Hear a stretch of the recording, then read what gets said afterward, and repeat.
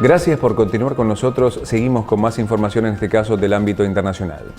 El gobierno de Birmania, también conocido como Myanmar, entregó mayor cantidad de visas para los trabajadores humanitarios extranjeros, incluyendo los de Canadá, para ayudar en las tareas de socorro luego del ciclón que asoló el país. Pero los socorristas dicen que están teniendo problemas para llegar a las zonas más castigadas debido a las demoras del gobierno. Recién en los últimos días, el represivo régimen militar comenzó a aceptar a los trabajadores humanitarios extranjeros en un intento por acelerar las operaciones de distribución de alimentos, agua y medicamentos a los casi 2,5 millones de personas que quedaron sin hogar. El ciclón se produjo hace más de 3 semanas y mató a cerca de 134.000 personas. Y continuando con más noticias internacionales, 60 años después de la Declaración Universal de los Derechos Humanos, las libertades fundamentales siguen siendo vejadas en todo el mundo. Amnistía Internacional afirma en su último informe que existen por lo menos 81 países en los que los hombres y mujeres todavía sufren torturas y malos tratos. Amnistía Internacional denuncia el trabajo obligado que, según la Organización de Defensa de los Derechos Humanos, reina en las plantaciones de caña de azúcar y en las fábricas de etanol de Brasil. El informe resalta que, según el ministro brasileño del Trabajo, los empleados de 185 empresas de 16 de los 26 estados brasileños están sometidos a condiciones de explotación.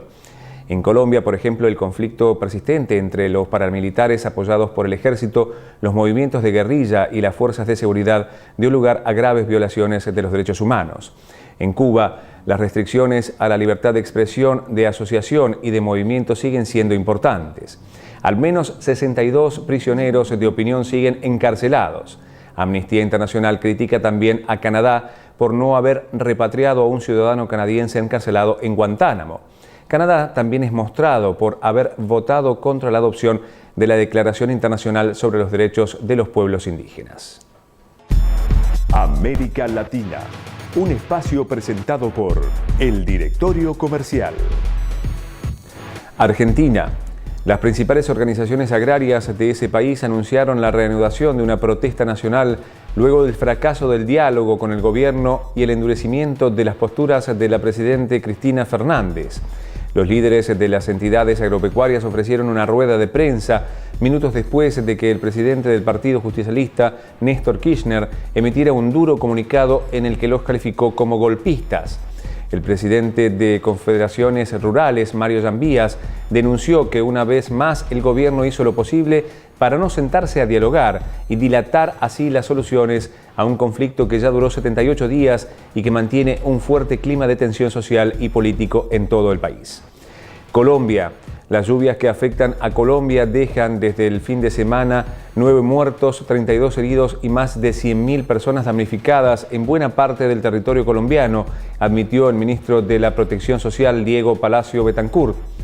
Entre el martes y la madrugada del miércoles pasado, la cifra de damnificados se incrementó en unos 20.000 tras la subida del cauce del río Magdalena, el principal del país, e inundaciones en decenas de sectores urbanos de los puertos de La Dorada, Honda y Puerto Salgar.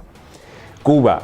Esposas de disidentes presos advirtieron el miércoles que el gobierno cubano prepara una nueva ola represiva, una semana después de una denuncia de que ellas recibieron dinero de un anticastrista entregado por un diplomático estadounidense. Conocidas por el color de las ropas que visten, las mujeres fueron acusadas por las autoridades de haber recibido dinero de la Fundación Rescate Jurídico dirigida por el cubano-americano Santiago Álvarez. Álvarez está actualmente encarcelado en Estados Unidos por tenencia de pertrechos militares y es un anticastrista con un extenso historial de violencia contra la isla. La televisión cubana incluso mostró recibos firmados por algunas de las damas de blanco acreditando la entrega de dichos fondos. Honduras. Centroamérica y el Caribe son regiones altamente vulnerables al cambio climático, advirtió en ese país la Unión Internacional para la Conservación de la Naturaleza, conocida como UICN. La Oficina Regional para Mesoamérica de la UICN, en una declaración divulgada este martes, precisó que el impacto del cambio climático no solo será un incremento de la incidencia de los desastres, sino también en la disponibilidad y calidad de los recursos hídricos.